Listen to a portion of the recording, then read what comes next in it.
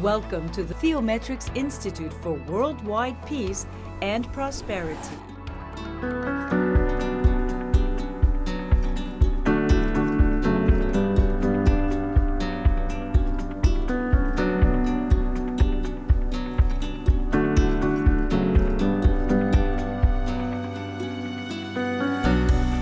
Hello, we're back in the library of my very good friend and partner Ephraim Isaac at the Center of Semitic Studies in beautiful Princeton, New Jersey.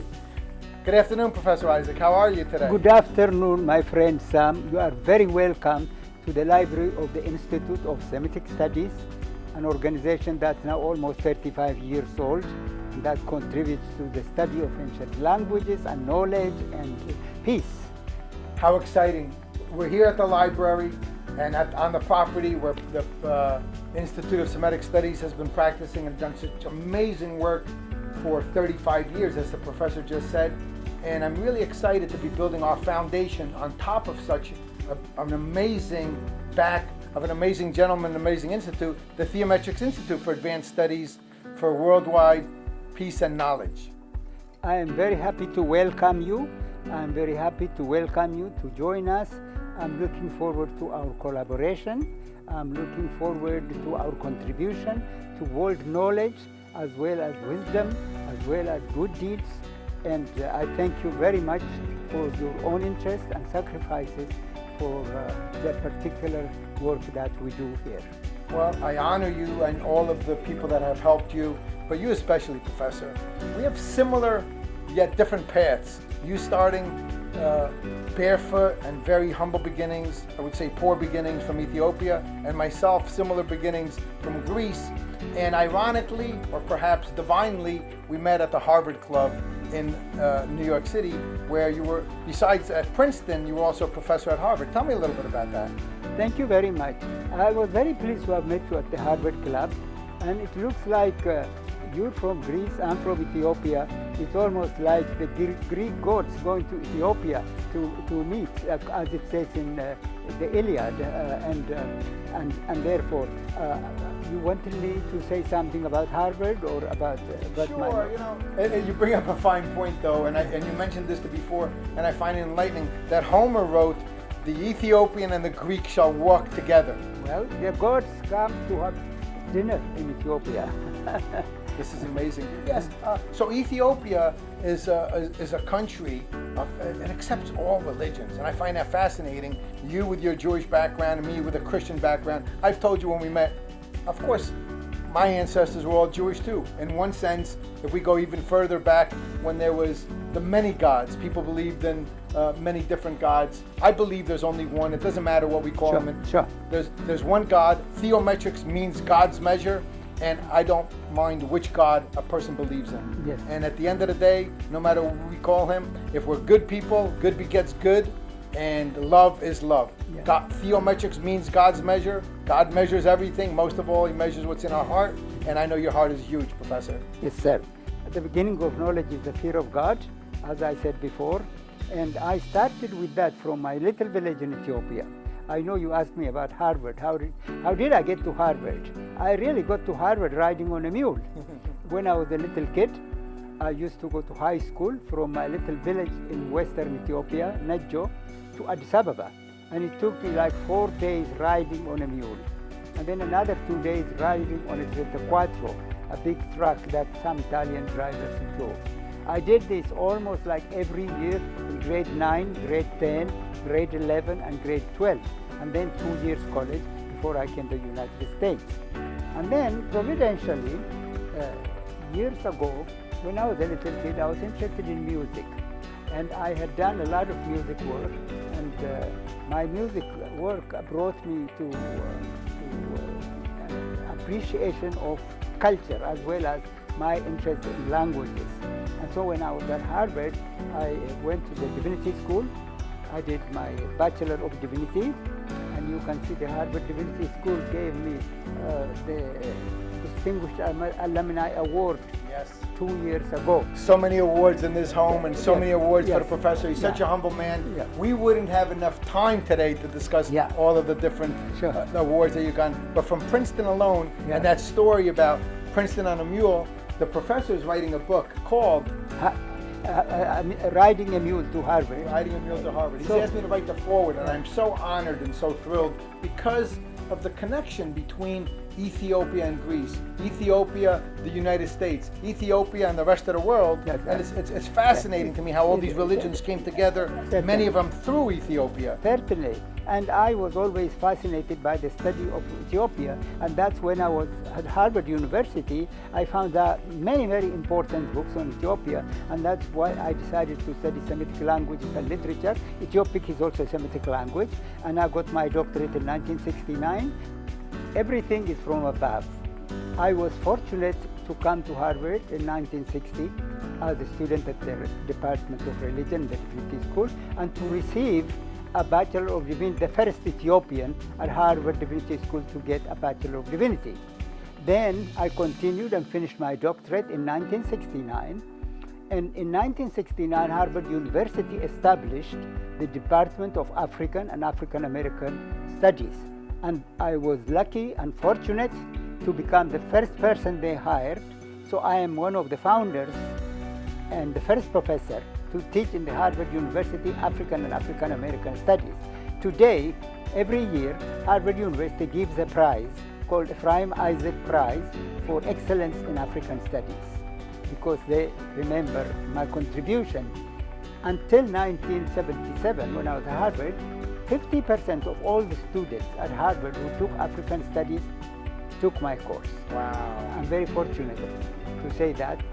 And then... Well, Professor, let me interrupt, because that's an accomplishment itself. But weren't you also one of the first black men to attend the School of Advanced Studies in Princeton? Thank you very much. You are quite right.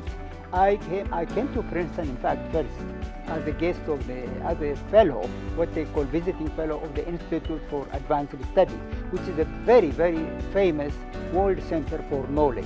At the Institute for Advanced Study, they have probably a couple hundred professors from all over the world. And so I was very fortunate to be invited as one of them for that year.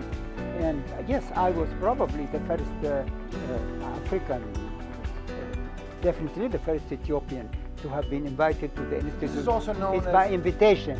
To be at the Institute is As by a fellow? invitation. It's only also as a known as the fellow. Albert Einstein School, correct? This school was founded by it became Albert famous. Einstein? Yes, it became famous because Albert Einstein is one of the first members, and Oppenheimer, who actually was well known in having been in the atomic device, was the founder, was the dean, was the president of that college. So the Institute for Advanced Studies really is probably one of the most important and well-known international study for advanced knowledge. And I was very fortunate in 1979, 80, when I came to Princeton, that I was a fellow. And you're right, I was definitely the first Ethiopian to be a fellow there. That's And amazing, Professor. Like, the more I hear of your story and the more we tell, it's just it's quite an honor and humbling that the road and the mountain that you climbed to be where you are today, the wisdom that you've gained along the way, and having founded the schools, all of these awards that you've achieved and these accomplishments, and now having the ability to partner with you for Theometrics Institute to continue this tradition and to be able, one of the things that I know we bring to the table is the new technologies, the blockchain technology, where we could take the knowledge and wisdom that you've created, recorded on the blockchain, which I call the Internet of the Future, in modern day Alexandria, the modern day Library of Alexandria, and being able to validate which are the best lessons, putting them down into micro lessons and bite size for our next generation. Our children love to learn in 10, 20, and 30-second bites. We've discovered that, and this is one of the great things that Theometrics brings.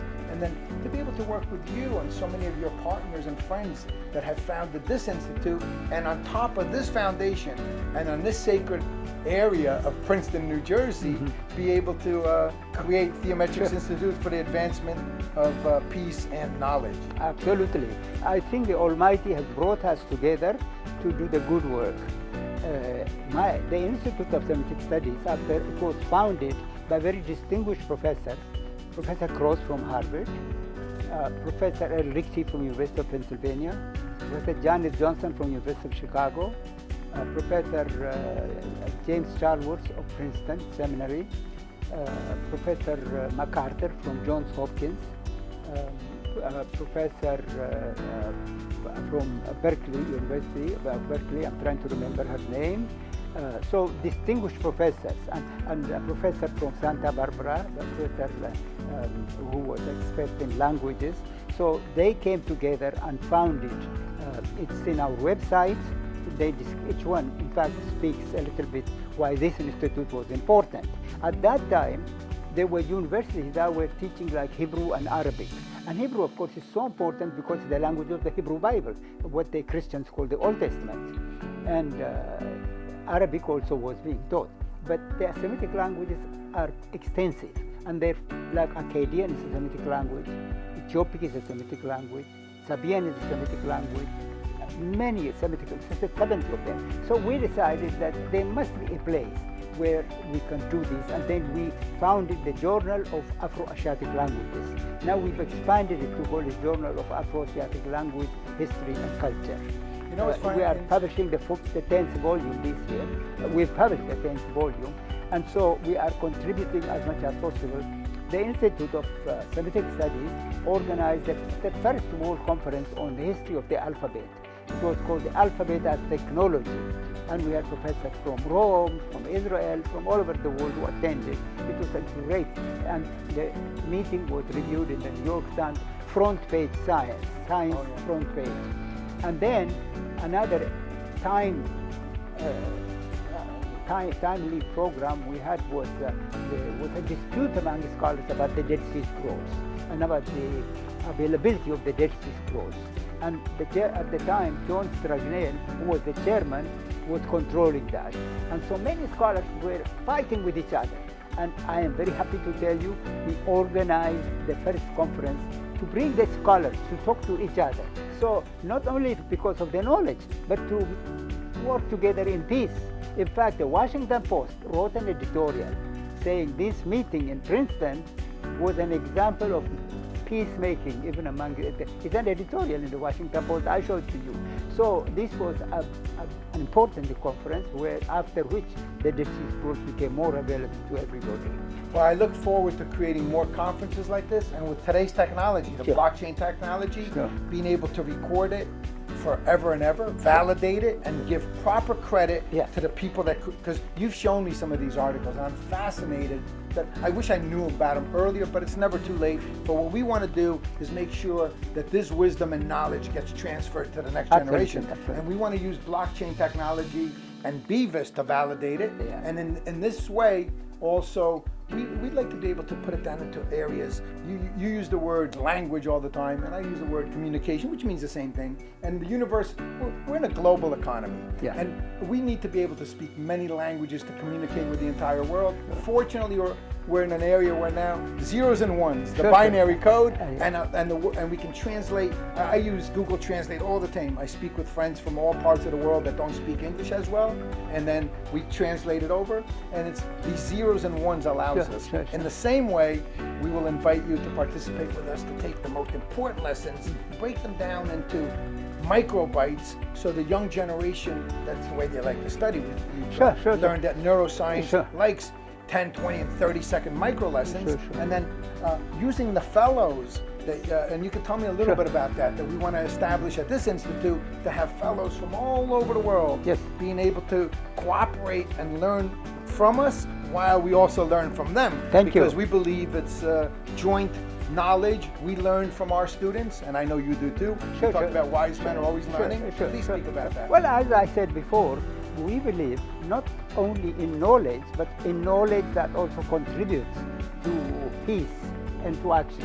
And as an example of that, one of the major international conferences we held here was the second international conference of Yemenite Jewish studies, where Yemenite Jews lived among the Muslims and among the Arabs, and they're culturally interacting with the Muslims and the Arabs. And I'm very happy to say world scholars came, 40 people came from Israel and from all over the world, and we talked about the relationship between Muslims and Jews in Yemen, and how such relationship will instruct us how to interact, how to live in peace, or whatever the positive side and the negative side. And this was a very, very important conference that was supported by the National Endowment for the Humanities. It's wonderful, Professor. You're describing how in the past, in antiquity and to modern days, people used religion to divide themselves, and how we and our cooperation is about bringing a common denominator of Theo, God, and uniting people through love, and using the opposite of division, which is unification, and using the common denominator, as I just said, love, to unite people, and using one of the things that I found fascinating, and of course, being from New York, we are the melting pot, and we have every race, creed, color, religion, and the American way is to not to coexist. But I found in Africa, and especially in Ethiopia, how these religions really have coexisted for centuries. Please tell me about that. Well, Ethiopia is a fascinating country. It has been written up already 400 years ago as a country where Christians, Muslims, and Jews live together. In fact, a Portuguese scholar, a student of Erasmus, wrote a book called Fides Religio Moresco Ethiopian, which means the religion, the faith, and the custom of the Ethiopian people. And the objective and the general theme, the central theme of that book is that in Ethiopia, a country called Ethiopia, there are Christians, there are Muslims, and there are Jews. And they live together in peace. So here in Europe, we're fighting with each other. This is 400 years ago, 500 years ago. So why are we not following the example of this faraway country called Ethiopia? I am very proud of the fact that Ethiopia has been seen as a country where Christians, Muslims, and Jews have lived together in peace. And it's an exemplary country. In fact, it has been repeated. This theme of Demiao de Gauss has been repeated in many of my own lectures. And I am very saddened that today, however, there is a horrible fighting going on in that beautiful land of Ethiopia, where all these religions have lived together, varieties of international political problems. And I really hope that that image of Ethiopia as a land of tolerance, as a land of inter-people coexistence. Ethiopia has withstood, the world has withstood. Yeah. People use religion for an excuse for war. They use language. Evil can always find an excuse. Exactly. What we want, and if you recall, I was in Olympia, which is the land of ceasefire during the Olympics especially, and we called for a ceasefire in Ethiopia. I call for a ceasefire all the time and saying, guys, it is so easy. It is so easy to find something to fight about. Find it in your heart to find something to not fight about and to bring people together, and that is love.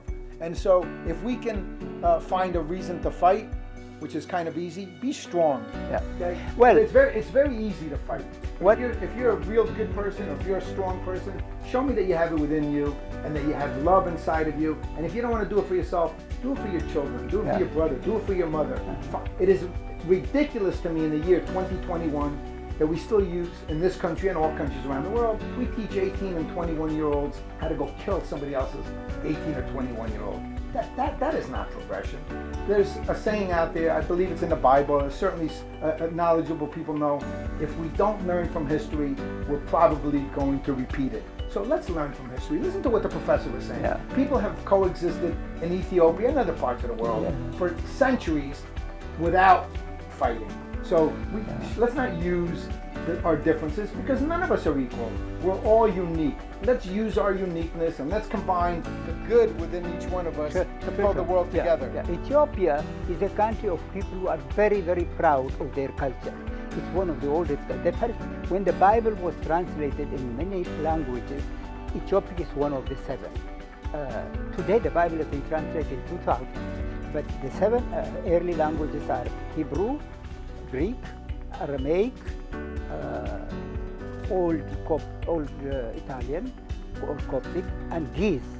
So that's why scholars who study today the Bible, if you want to be knowledgeable about the Bible, you have to know these languages: Hebrew, Greek, Latin, Ethiopic, Old Latin actually, Ethiopic, and so on. I'm very proud of that, because Ethiopia has preserved many ancient books.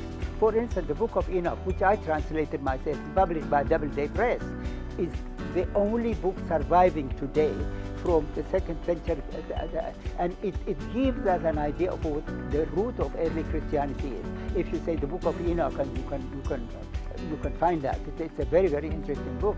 So, however, the people of Ethiopia have always been very proud of their own culture. However, they're also open to other people. They've been really tolerant, and that's why sometimes they've got involved into war. Like 400 years ago, they were trying to be friendly with Europe and with the Ottomans, and then the war broke out. In modern times, as you know, they wanted to be friendly with the Italians, and then the war broke out. So Ethiopians really open up, but sometimes they get into trouble. And I would add on top of this that in modern times, Addis Ababa was built up by Greeks and Armenians who settled in that country. They contributed, and then Italians, of course. And so Ethiopia welcomed the Greeks and the Armenians especially after the persecution in Turkey. Many of them came to Ethiopia, and they contributed to business, to trade, and to intercultural. I was excited, and I was moved, probably inspired, when the composer Yanni was playing it live at the Acropolis, and he stopped and he spoke to the audience at one point. He said, when I was flying here from London, I was a little confused. I'm paraphrasing, of course, because I looked down and I couldn't see the border between the countries. And then I realized there were no borders. And I was inspired by that, and I look at it and say, there are no borders. We create these lines. We create these lines in religion. We create these lines on continents and countries. But we, Professor, with our work, I hope we can help erase some of these lines, and I'm very hopeful that the new generation, and especially these millennials and the younger children, are more interested than we were in my generation about world peace, about world equality, giving everybody an opportunity to democratically speak and have a place, at least to have fresh water and food in their stomachs. That's prosperous for some people, as opposed to the great and the wealth that we have in this country. Let's pray that the institute that we're going to build here on this land, and on the back of the foundations of you and the other great ones at the Institute of Semitic Studies, the Theometrics Institute can make an impact in the world for eternity to help influence the world economy that we're in and bring world peace, and if not total world peace, at least make the world a place for our children, that we have to improve this place for our children to live, work, and play. Perfect. You and I are like role models of what you're saying. You're from Greece. I originate in Ethiopia. We are collaborating on beautiful ideas of knowledge and peace. And that's the way it should be. I've always myself, always all my life, dedicated to the concept of love and peace. That the people of the world, we are here like in a hotel. We check in, we check out. While we are in this hotel, why should we live together and enjoy each other?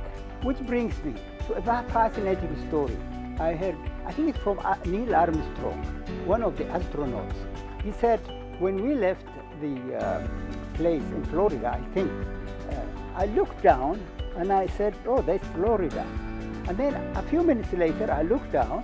I couldn't see Florida. I said, I saw America. I said, there's America. I said, I will get further. I could not even see America. I was just seeing big continents. And then as we went along, I just saw a speck of land. And then I said, why are these people fighting with each other and making such a big deal? That's the astronaut there. Because as he went and saw how small, how connected we are, that's what he said. Why are these little people, why are they struggling, fighting with each other? Why don't we make peace? And that is why peace is really a foundation. And we need to educate children the value of peace. But then, educated people themselves, however, have to set the example. And that is why it is very important that someone from Europe, and Africa, from Greece and Ethiopia can shake hands, can hug, say I love you, brother. My brother, the Jewish man. Let's work together. If there was a brother here that was any religion, we welcome them into our family. And there's one thing that I love. I've learned a prayer recently, and Brother Ephraim Isaac, may God bless you with agape, agape, yia, yeah, ephos. Love, Eucharisto. love, Yeah, agape, ano? peace, yeah. and Agape, enlightenment yeah. and force. And so, Agape, Theometrics Institute. Agape, Irene, I studied classical Greek. you know. Similar, very, yeah, we're synonyms. So, a Theometrics Institute for the advanced studies, Yeah. bringing together peace and knowledge. Haris Hemin, Kai Irene, Apodeu. O Theos in the Megalos. Feod Magalas. I love you all. Thank you. I look forward to sharing more of the great stories from and the knowledge and the wisdom gained in this man. I'm humbled to be at this table, and I look forward to creating a round table with worldwide experts, few that can measure up to Ephraim, Isaac, but I thank you for your friendship, and I thank May you for the your love. Almighty bless our vision and our efforts to contribute to world peace and love among all people. And Amen. Thank you. I love you, brother Ephraim, Isaac. I love you too. Amen. And I love all of you. As do I.